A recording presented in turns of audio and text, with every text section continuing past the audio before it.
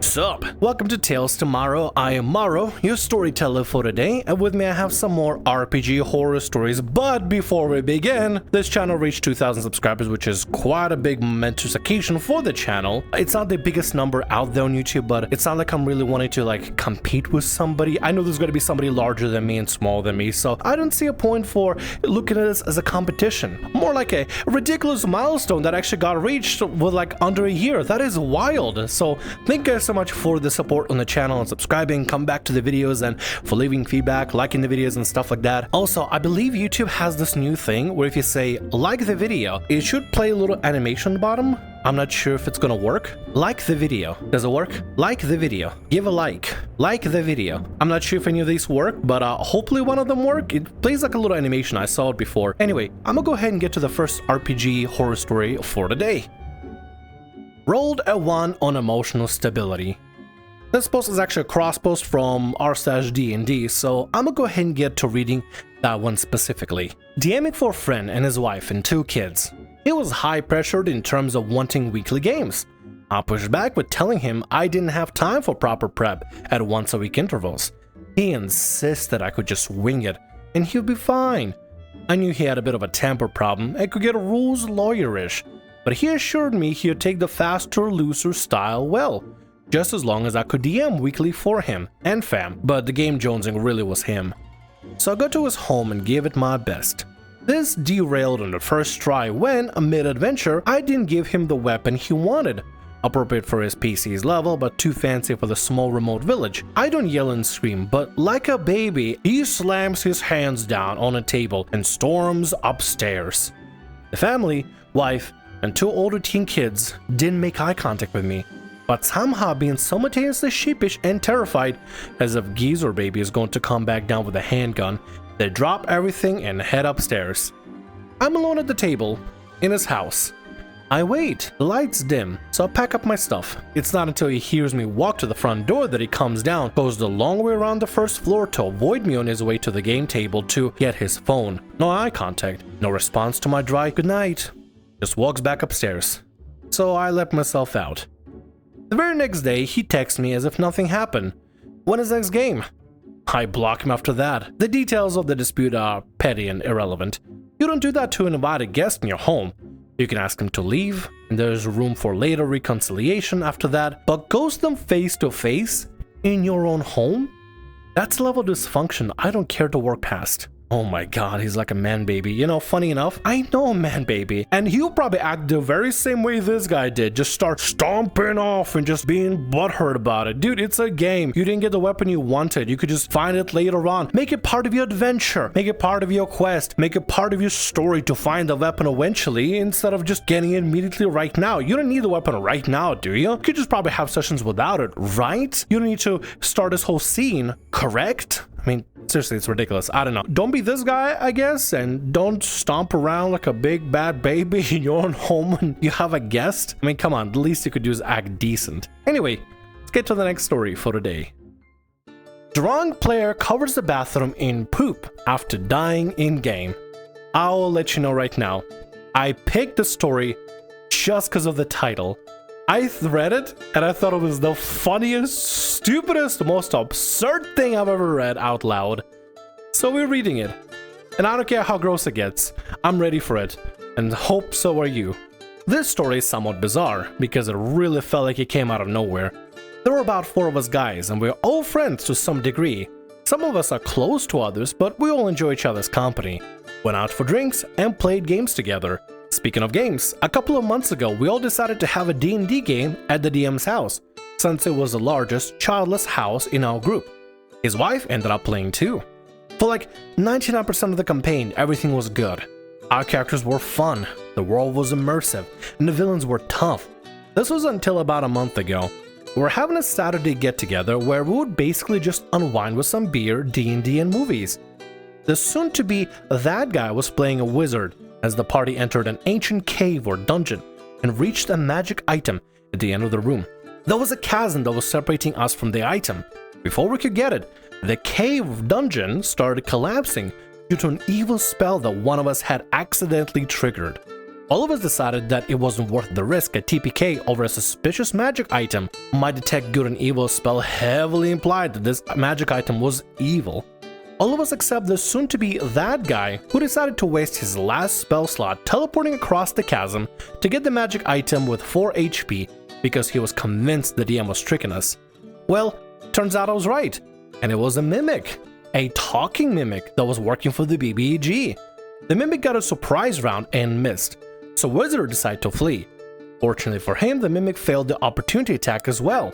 So as the rubble was falling, Wizard attempted to jump and grab a stalactite, so the DM had him roll athletics check and he rolled a natural 1. So the stalactite falls into the abyss along with Wizard, which obviously kills him.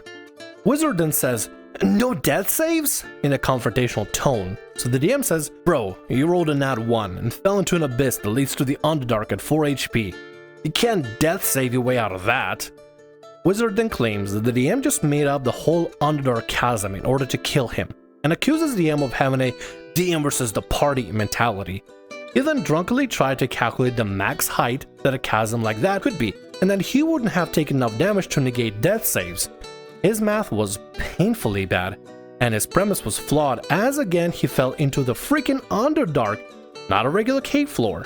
And then he tried to argue that if he has to die, that he should be able to come back as a more powerful white wizard like Gandalf, because the wizard class is based on Lord of the Rings wizard. As his argument kept failing and he was getting angrier and more argumentative, the DM basically just laid down the law and basically said, "Look, your character's dead. End of discussion, so roll up a new one." Man, this guy starting arguing for no reason. I mean, I get it, you know, they're all drunk and stuff, so they're not thinking clearly, but he could have been like, you know, "Hey, DM, maybe could have talked to you in the kitchen. Do you think I can get my wizard back? I really want the wizard back at some point." Maybe that could be the next story plot of them trying to rescue Wizard's body, and maybe Wizard is possessed by a ghost or something. I don't know, they're kind of all kinds of crazy creatures in the Underdark. They could probably find his body. Maybe he becomes like an undead wizard or something, I don't know. But I mean, if your character did fall this much, you can't really do much about it.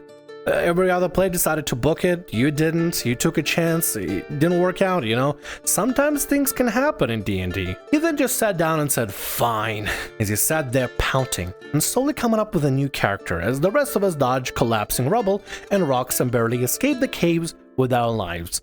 The former wizard didn't get a chance to finish the character before the session ended. As we talked a bit after the session about how wild it was and anticipated next week, he just kept sitting there silently pouting before he got up to go use the bathroom.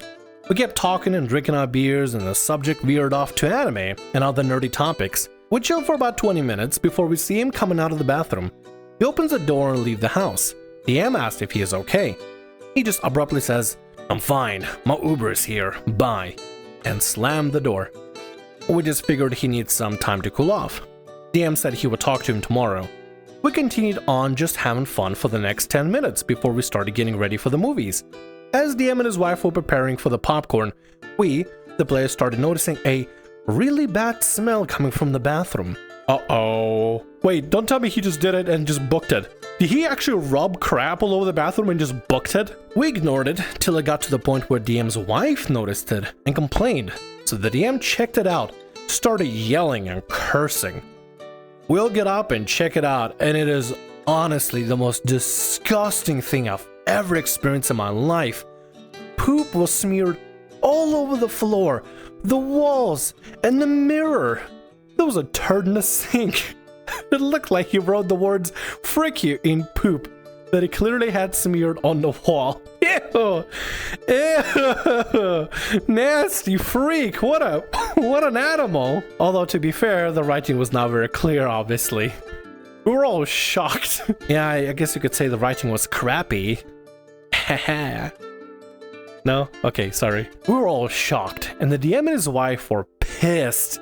DM called the former wizard to basically curse him out and say that he's no longer welcome at his table or in his house. He had tears in his eyes while making this call, as the rest of us basically just began grabbing cleaning supplies to help him clean up the bathroom. I don't know if the DM was crying because the sight was upsetting or just the smell got really bad. Probably the smell, the toxic fumes just got to him. It was gross, but we got it cleaned in about half an hour. Well, took showers afterwards, and by then, we ended up still watching the movies in order to not let this be our memory of what was otherwise a great night. Plus, we were all still a little buzzed, and didn't want to drive. The next day, the former wizard called me to ask me to talk to the DM, again to let him play again, but I refused. I told him that he really hurt DM. So he tried to make me out to be a crappy friend. Oh, if somebody is a crappy friend, definitely not the OP, that's for sure. So I shut his manipulative BS down and said, fine, I guess we have no reason to talk to each other, if that's how you feel. And I hung up. None of us heard from him again. And you know what? Fine. Crappy players suck. But you know what sucks? When crappy players decide to be butthurt and start smearing crap over on your bathroom. God, what a story, dude. What a story. I don't think anything like this will ever exist on RPG horror stories, and I really hope that none of them exist. Please, the least you can do as a problem player, be a no-show, or say, DM, you suck, boo-hoo. Well, that's a stinky situation. I suppose the player was quite a craptastic guy with a really crap personality and flushed down his chances of ever coming back to the game or to the DM's house again. Sorry. Puns aside, don't smear crap on people's walls in the bathroom, just anything. Be a decent, normal human being and just, I don't know, start a flame war on Twitter or something. This is gross. It's gross and disgusting, dude. What the hell? I mean, props to the other players for helping out for real, because if they weren't there, then the DM and the wife would just have to deal with this on their own. But, you know, they kind of made the best of the situation as they could, even though it's kind of crappy.